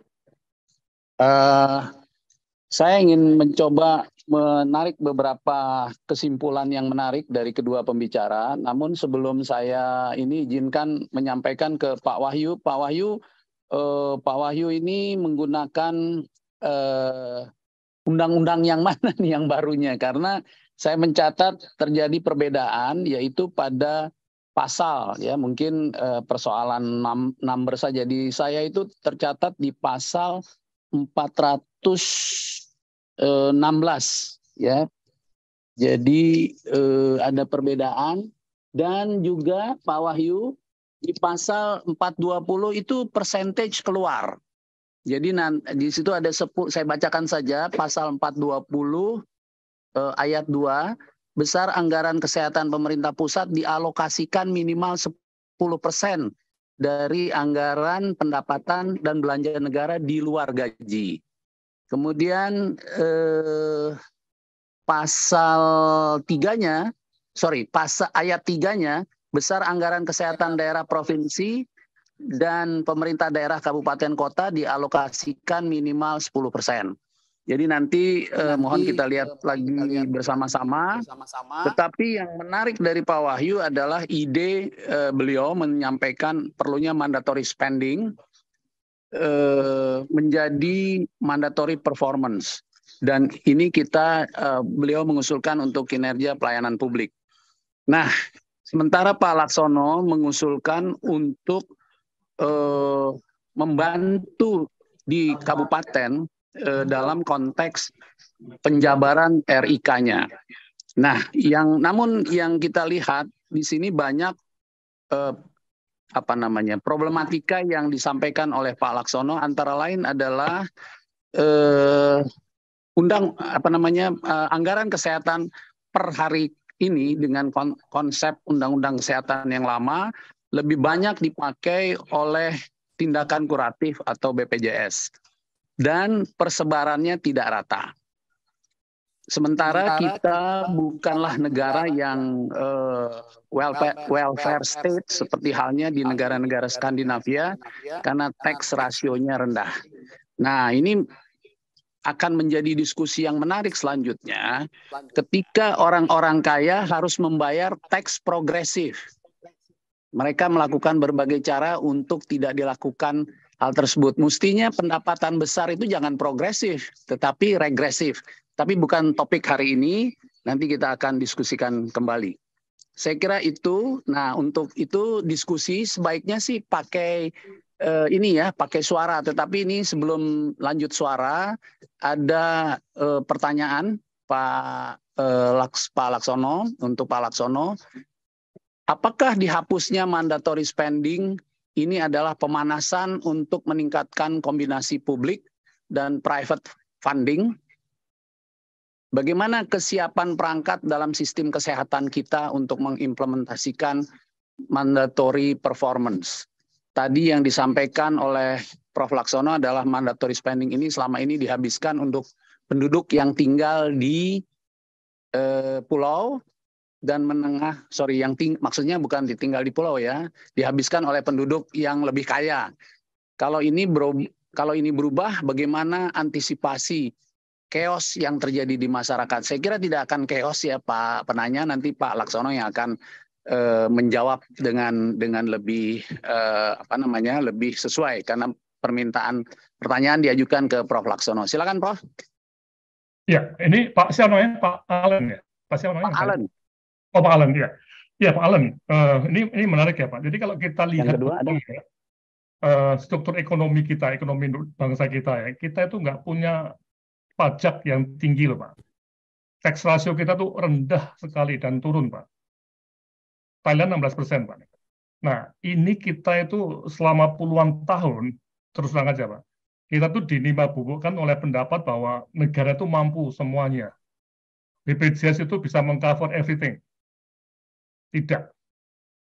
Pak, kita harus sadar betul bahwa dengan struktur ekonomi kita hanya masuk ke pajak itu sekitar 10%, itu berarti apa? Masyarakat itu punya uang. Bagian yang kaya menengah, Pak. Nah, kalau mereka masuk BPJS terlalu banyak, menggunakan terlalu banyak, itu timbullah ketidakadilan. Mereka menggunakan jatahnya orang miskin dari PBI APBN, Pak. Tadi datanya itu hard data, Pak. Dari Kementerian Keuangan, tidak bisa dipungkiri. Nah, sehingga sekarang kita sebagai orang public head ya, yang mempunyai prinsip equity, dan tentunya kita berbasis Pancasila, apa kita diam saja, Pak? Kan tidak. Kita harus usul sesuatu, Pak.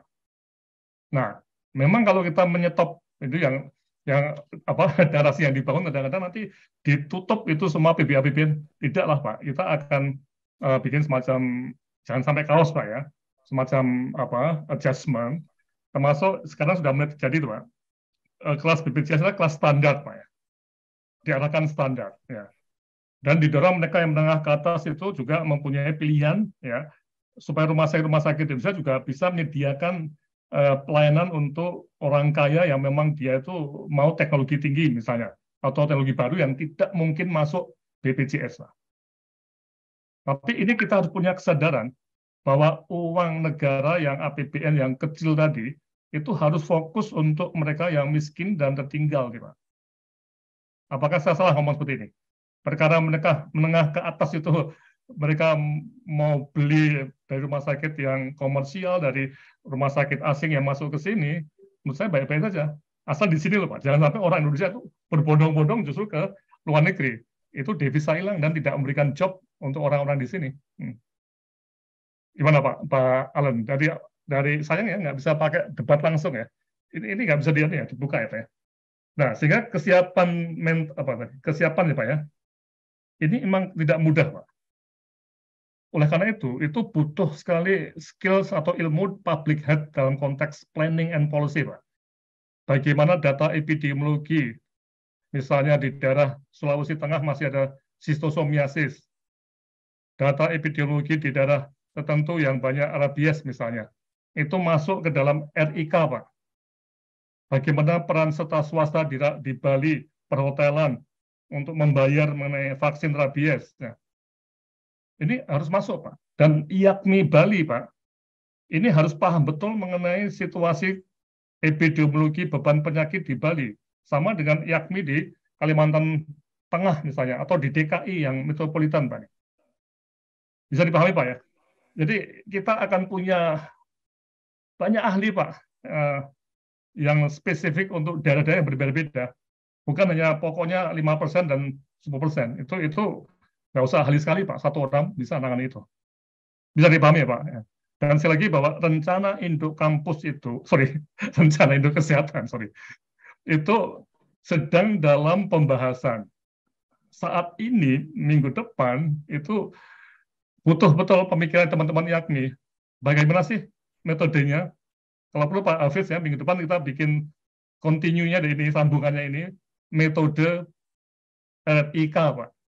Bagaimana sistematikanya Pak? Kami sudah pernah coba di beberapa kabupaten itu ada Pak. Itu bisa dikritisi. Dan itu melibatkan, sekali lagi, anggaran tidak hanya pemerintah, tapi juga swasta. Gitu Pak Hafiz ya, masih.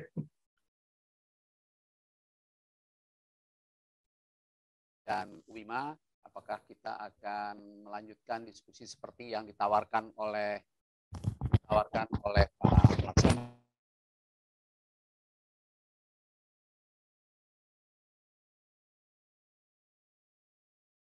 Enggak kedengeran, Pak.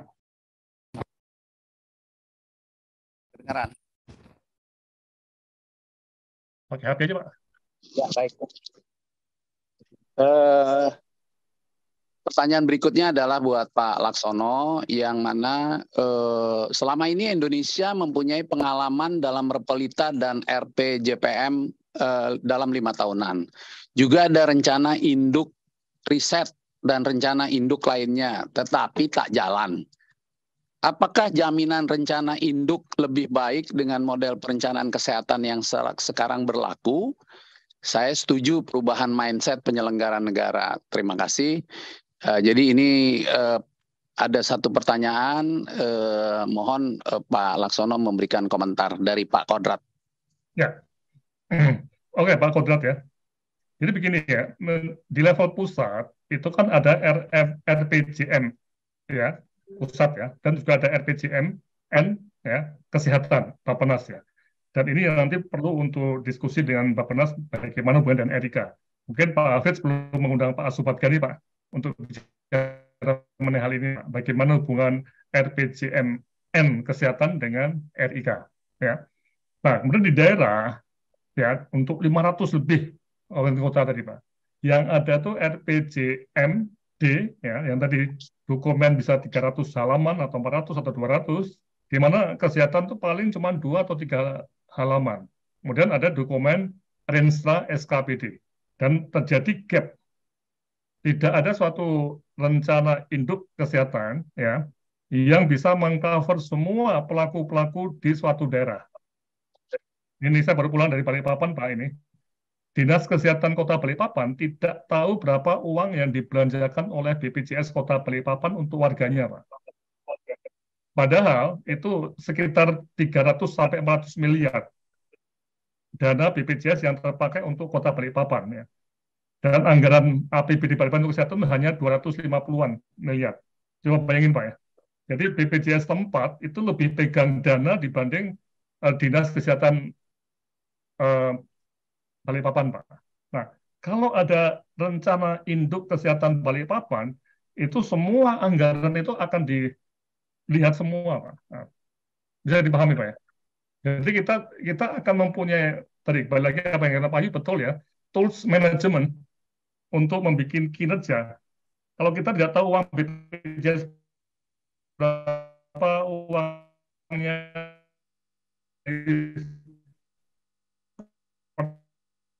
berapa,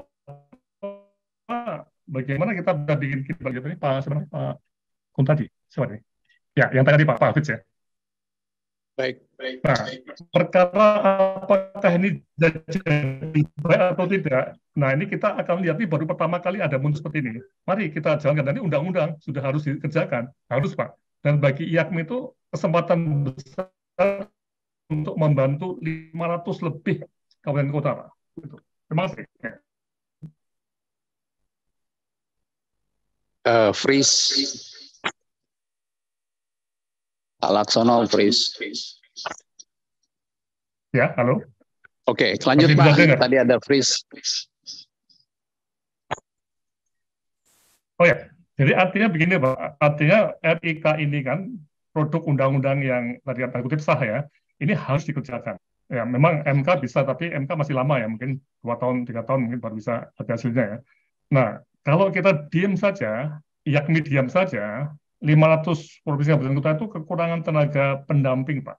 Nggak mudah itu. Kita katakan bahwa ini butuh mindset yang berbeda, butuh skills epidemiologi, ekonomi kesehatan, planning, macam-macam. Ini sangat-sangat yakni ya.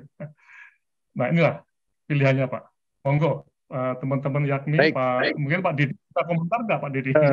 Pak Didi atau Pak Edi? Ketua Pak Wahyu mau komentar atau silahkan yang penanya yang mau angkat tangan untuk berdiskusi langsung dengan kedua pembicara kita ini. Tidak berani bicara?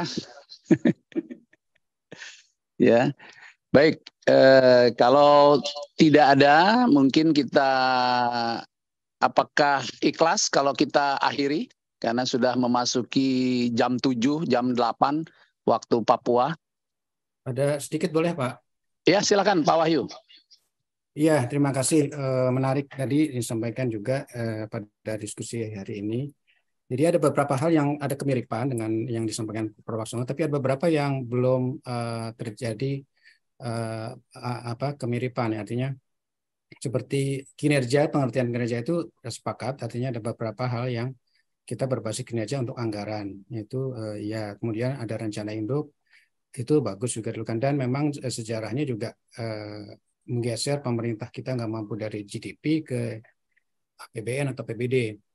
Itu pun belum terserap dengan baik.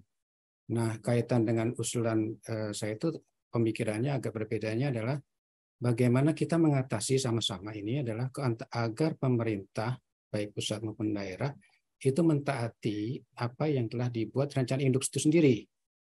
Artinya bagaimana kalau dari buat rencana induk itu benar dihitung, kemudian sampai keluar resources dan program sebagainya, sehingga keluar kinerjanya. Kalaupun keluar nanti peraturan di bawahnya, kinerjanya itu harus dicapai dari apa ke apa. Jadi mesti ada mandatory. Jadi kalau nggak ada mandatory, itu ya yang penting dilaksanakan. Yang penting terlaksana. Rencana induk yang penting ada. Yang penting sudah dilakukan. Itu kan yang sekarang ini terjadi seperti itu. Semua yang penting ada ya. Jadi tidak berbasis kepada output ataupun outcome. Nah, kita akan bergeser agar berkualitas, tidak hanya sebagai yang penting sudah ada selama ini, sehingga kita bisa mengawal. Jadi mandatori itu terbentuk sampai terbentuk indikator angkanya di peraturan di bawahnya. Ya, itu keluar itu akan membuat terikat, ya, artinya pemerintah ada untuk kewajiban untuk terutama masyarakat miskin, anggaran itu akan dikeluarkan dengan indikator tersebut. Juga yang lain berikutnya adalah kita sudah berkali-kali menghitung NHA, DHA, itu mungkin data-data itu sudah bisa dijadikan dasar untuk kita melihat kebutuhan budgeting berapa sih sebetulnya yang diperlukan untuk program-program dan masalah kesehatan data. Nah, itu sebagai basis untuk mengerjakan bagaimana keluarnya mandatory performance dalam kalau pilihan 3 yang tadi dipilih ya, agar itu tertulis ya, ada tertulis di situ, itu yang tujuan daripada kita sama-sama untuk mengawal agar pemerintah komitmen terhadap kesehatan itu sendiri. Terima kasih. Baik, Pak Wahyu, terima kasih. Saya ingin menawarkan sekali lagi siapa yang mau raise hand untuk memberikan pendapat. Nah, jadi saya kalau begitu tidak ada, saya akan coba menyimpulkan. Terima kasih kepada kedua pembicara yang telah begitu bersemangat memberikan keinginan untuk tercapainya Indonesia lebih baik, Indonesia lebih sehat. Nah, karena itu masih banyak pertanyaan-pertanyaan yang belum kita ajak, yang belum kita dapat jawab. Nah, untuk itu YAKMI dan UIMA dan juga universitas lain kita bisa membuat semacam konferensi bersama-sama bagaimana melaksanakan ini semua. Saya tidak tahu nih kalau konferensi biasanya kalau kami yang di swasta itu dananya masing-masing, satu orang jadi tuan rumah. Nah, nanti dari pihak pemerintah kita akan undang, mudah-mudahan lewat staf khusus Menteri Kesehatan bisa hadir di dalam pertemuan kita bersama. Tujuannya adalah memastikan semua yang diinginkan, yaitu rakyat sehat, terutama orang miskin. Ya mestinya persoalannya bukan menyehatkan orang miskin, tapi bagaimana membuat orang miskin jadi kaya, kemudian sehat. Nah kalau sehat tapi tetap miskin kan susah juga itu ya, karena ada definisi WHO yang bilang sehat secara sosial, dan saya ingin menambahkan bukan saja sosial tapi juga sehat secara ekonomi. Nah oleh karena itu banyak PR kita yang memerlukan keseriusan sehingga Indonesia lebih maju.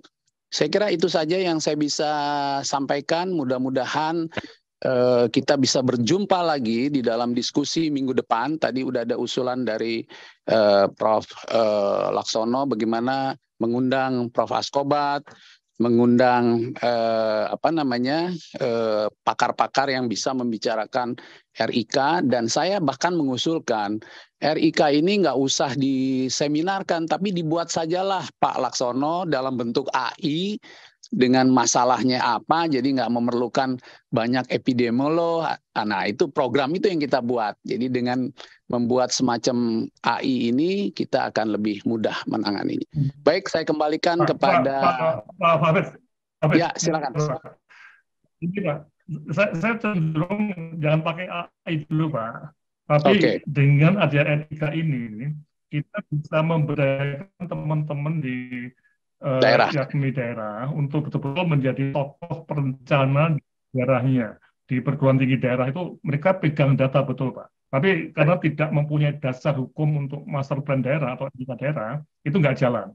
Ya. Nah, dengan ada etika ini terbuka peluang betul Pak untuk teman-teman dosen di FKM di berbagai provinsi itu untuk menjadi tenaga ahli Pak. Nah, saya terus saja katakan Pak ya, misalnya UGM ya, kita membantu itu paling cuma 2 atau 3 kabupaten setahun Pak. Itu udah capek betul Pak. Nah, kita bayangkan ada 500 Pak. Itu gimana Pak caranya mendampingi Pak? Ya, itu, baik. Itu gampang. Noted Pak Laksono, ide tentang menggunakan AI mungkin sebagian orang tidak menyukai, karena salah satu keahlian saya adalah dalam pengembangan artificial intelligence untuk kesehatan. Tentu saya akan mempromosikan itu, mempermudah pekerjaan, tetapi tidak memintarkan orang rupanya ya. Oke lah, nanti kita diskusikan. Kita akan bargain untuk hal tersebut, karena kita sebagai bangsa Indonesia ingin bangsa kita sehat, cerdas, kaya raya, dan tidak punya bayar pajak. Jadi orang makin kaya mestinya nggak usah bayar pajak. Biar negara yang mendapatkan uang. Dari mana uangnya? Banyak ide dan banyak keinginan yang akan disampaikan dalam diskusi-diskusi mendatang.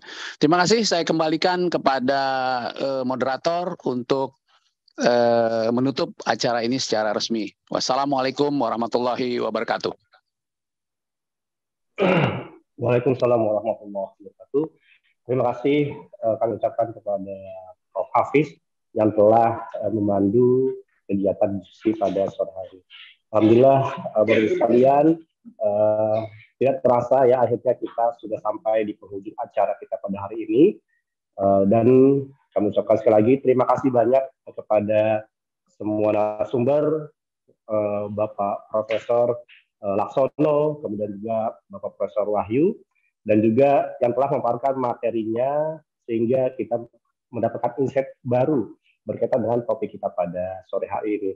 Dan kami juga terima kasih banyak kepada seluruh penanya tadi yang ikut memeriahkan kegiatan pada hari ini, sehingga tadi diskusi juga berjalan lancar. Dan juga terima kasih kepada seluruh peserta hadirin yang masih setia mengikuti kegiatan pada sore hari ini sampai dengan hari ini ya. Alhamdulillah semua peserta di sini ada berapa semuanya? 261 ya, masih stay tadi sekitar 288. Alhamdulillah masih setia ya. Terima kasih banyak Bapak Ibu, karena dengan adanya Bapak Ibu sekalian tentunya kegiatan ini menjadi meriah. Semoga kita semua juga bisa mendapat insight baru dengan tema yang sudah kita diskusikan tadi. Baik, Bapak Ibu sekalian, sampai ketemu di acara weekend discussion selanjutnya. Terima kasih atas perhatiannya. Saya Ahmad Rizal, mohon undur diri. Saya tutup untuk acara kita pada hari ini. Assalamualaikum warahmatullahi wabarakatuh. Waalaikumsalam warahmatullahi wabarakatuh.